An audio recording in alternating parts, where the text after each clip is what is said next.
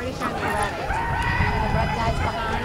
These are the French guys that are on the hill.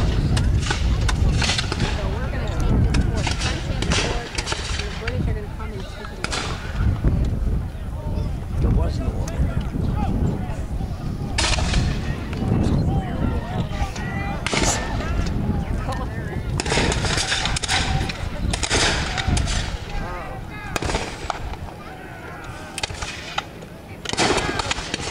Now the British regulars are coming on. They're going to try to form a line of battle so that their men can fire their muskets in unison or volley fire at the fort's defenders.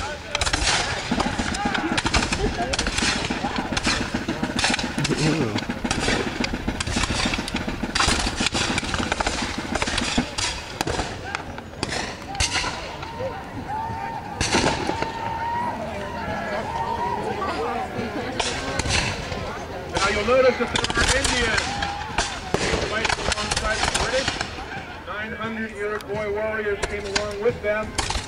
French also had some Indians, a few Seneca, who were part of the Iroquois Confederacy, as well as some Potawatomi and Mississauga warriors. But by this time, the natives had lost confidence in the French, and they had generally destroyed at this point. Now the French have launched a sortie through the Gate of Five Nations. Moving out onto the glacis, that's the earthen embankment, and they're going to try to turn the British left flank.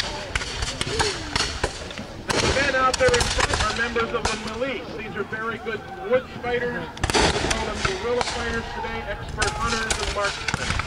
And they're put out front to try to pick off British officers, musicians, who are important to the function of the army.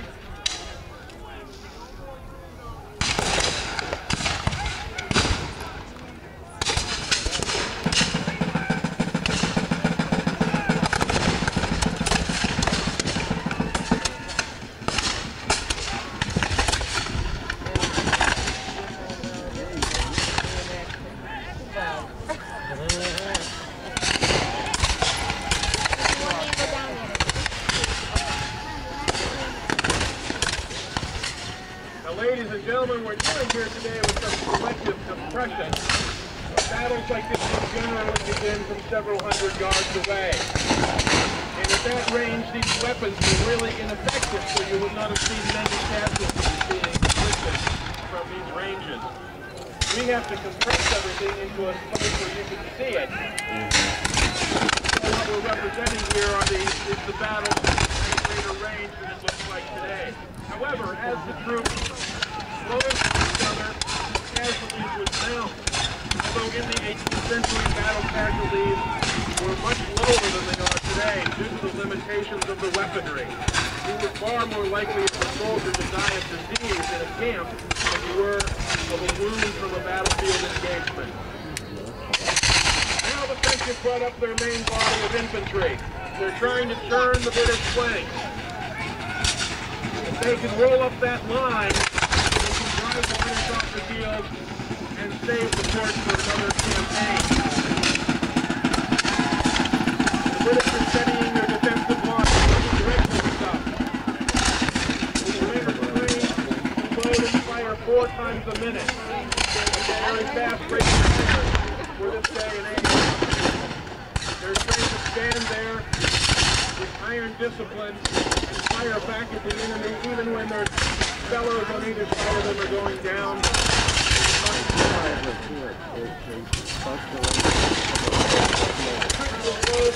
75 yards of each other, blaze away with their muskets until one side or the other loses its nerve and retreats.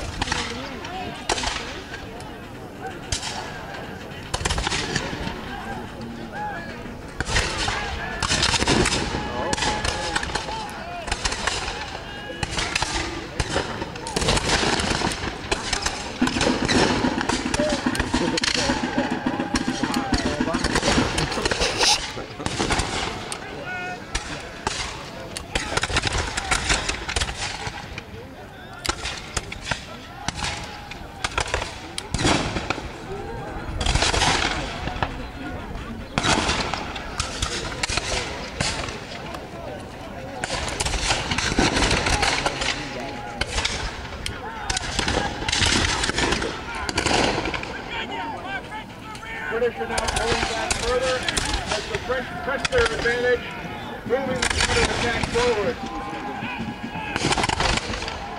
You'll notice the presence of musicians on the field. Musicians played a very important role in 18th century warfare. They regulated the soldiers' day, they regulated the march, and during the battle they could be used to pass signals from one arm of the army to the other. Drums and pipes were displayed on the field. It was communication between commanders and to try to stiffen the morale of the troops.